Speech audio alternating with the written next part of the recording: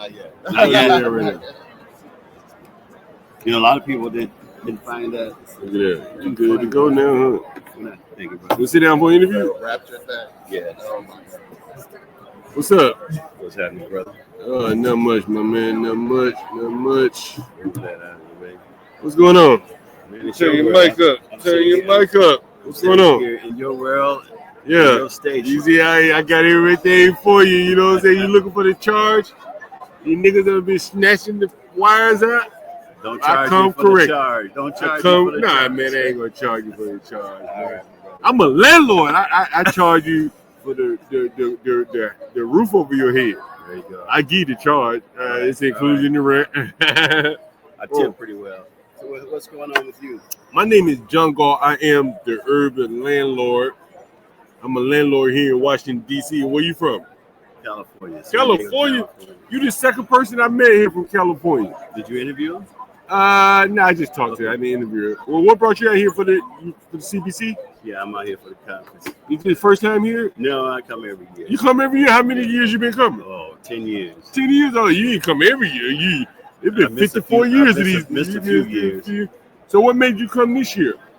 Well, there's a new conversation that needs to take place right now. Well, what conversation needs to take place? We need to figure out what's our strategy, our pathway moving forward with everything trying to be taken away from us. What do you mean? With the political conversations that's going on right now. Yeah. You know, black folks, we've always been at the bottom of the end of the train. Yeah. You know, in a sense, when they go to build those trains, Yeah. we never get a chance to build them anymore. We don't even get a chance to get on them. Let me ask you this question.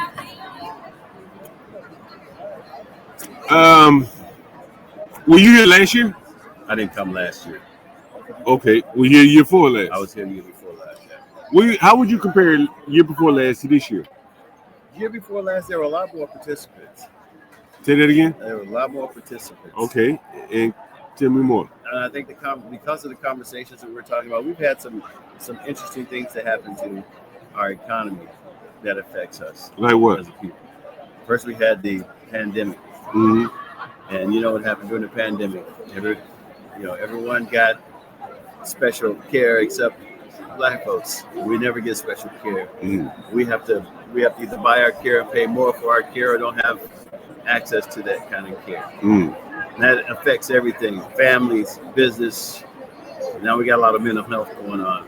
There's been a lot of mental health going on in our country for a long time. Yeah. But for the black folks, it wasn't mental health. It was institutionalization. Tell me more. Instead of treating us, I'm just trying to get that waitress. Don't pay attention to me. oh, Just go ahead and talk. your drink. I'm trying to get a drink, man. Instead of Don't treating pay us attention. for mental health and some of the other effects that the drug population has given to us, the natural disasters that have come to us, instead of treating us as recipients of the care that we should have, we became those that were left out of the equation when it comes to that care. Yeah. You know, man, I live in New York, in D.C. part-time, right? And I covered the migrant crisis a lot. Are you familiar with the migrants? Yeah. And one of the things I was most amazed by is, like,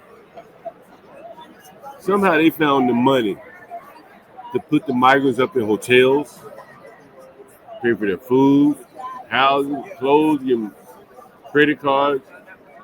Yeah. And I'm like, for the black people that vote Democrat, right? It almost is like writing on the wall that these are your replacements. Yeah. But but the blacks are voting for these people. Well, there were many of the Democrats used to be Republicans. There was a shift.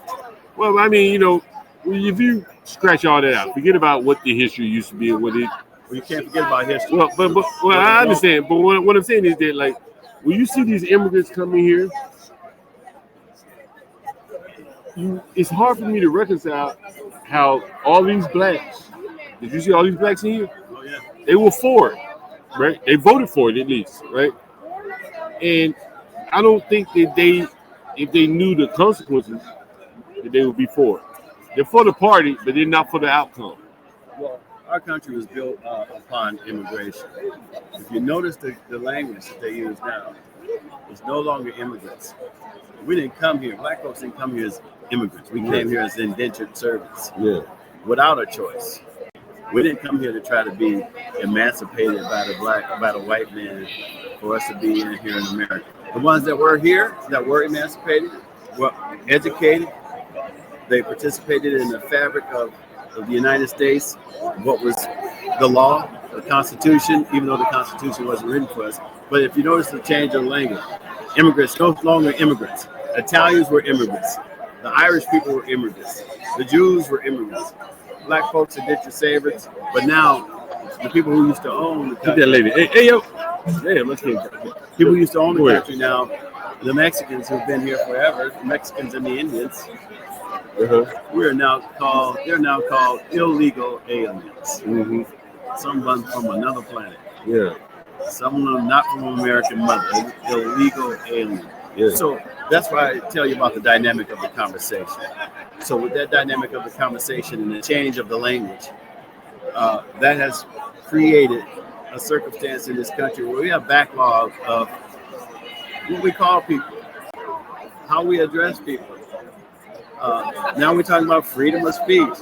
We all might as well walk around like Stepford and not have a conversation, not be able to call you a black man or call somebody an illegal alien. Yeah. Or an immigrant. And let me ask you this question. Have you been to some of the events so far? Oh yeah, I've been to a lot of events.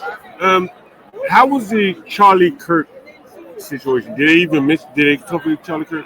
I haven't been in a session where they talk about Charlie. What do you think about that though? Like that was kind of interesting because black people have been persecuted like this. Martin Luther King, you got Charlie Kirk. What do you think about that whole thing? I look at it this way: the Martin Luther Kings of the world, the Malcolm X's of the world, they were a part of, and even President Kennedy, they were a part of the American assassination. Mm-hmm. Charlie Kirk is another fabric of the American assassination.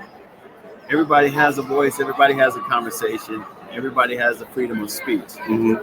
Charlie Kirk chose to speak in a tone that fully ostracized, integrate people's women. I didn't watch much of him. Did you watch a lot? No, I don't know anything about him. I've listened to snippets of his conversation. Yeah. And he persecuted himself. Now, I'm not for killing or somebody being shot, but this man was shot by one of the weapons that the white man has had that killed Indians, killed Mexicans. We don't have those type of weapons in our community. We're not hunters. We're not trained hunters and snipers. Our kids get a gun. They have to have their mother's birth certificate, their grandmother's birth certificate. They have to go through a whole vetting process before they can even own a handgun. So a lot of the guns that are in our communities are illegal guns that were bought on the street. So where do you think those guns came from? We don't make it. We don't control it. The NRA controls the conversation about guns. And the NRA... What would you like to see done about guns? I mean, they come up with this right to carry. You think there should be a right to carry? In this country, I believe there should be a right to carry. Oh, you do? Okay. As black folks, when we were slaves, we didn't have a right to carry guns, even in those right to carry states. If we were found with a gun, just like we're found with a gun now, the persecution for a young black man with an illegal pistol, or even if it's registered, they don't get the same equity when it comes to the legal system. Mm-hmm. And so when we start talking about the laws were there not to prevent the violence and help against us. You talk about the Black Panthers. It's right to carry guns. Malcolm X says they use the adage, all means necessary. Mm-hmm. It didn't necessarily mean guns. It means the opportunity to voice your concern. Mm-hmm. They weren't hearing us then. They're definitely not hearing us now. So when you asked me about coming here, I wanted to hear what the conversation was, not about a Charlie Kirk. I wanted to hear the conversation of what black people who are in power as much power as we can get. Mm-hmm. What we gonna do to come up with a solution? What do you think the first thing progressing toward a solution should be? Conversation that leads to open communication. You say you live in California? San Diego, California. San Diego? It's a nice area. Were you in the military? No. How did you end up out there? I'm an entrepreneur. I'm a developer. What type of entrepreneur? I'm in the real estate business. Really? I am the urban landlord, John Galt. Okay. What do you develop? Hotels, shopping centers, urban area developments, multifamily projects. Man, I have some people that you might want to talk to. Not to say you don't know people, but I don't know everybody. But you don't know everybody. It's somebody you might want to meet. I've met some folks here at this conference. But on my channel, you ever know? Was it the guy's name? Keith. What was his name? Keith. He was a black guy. Very successful black guy out of Atlanta. He's been on my channel. We interviewed him. He has a Korean friend. They introduced me to him. Okay. But man, maybe since you're in real estate and development, I should probably introduce you to him because I think he. I'm always been having that conversation. Matter of fact, let me give you my YouTube channel. I am the Urban Landlord on YouTube, and I wonder what the hell this waitress is because I want to drink, I want to eat. I'm getting ready to go over there and enjoy my drink. But I appreciate the opportunity, Doctor, to have this conversation. You have to subscribe to my channel, my man, the Urban Landlord on YouTube. You have YouTube? I do.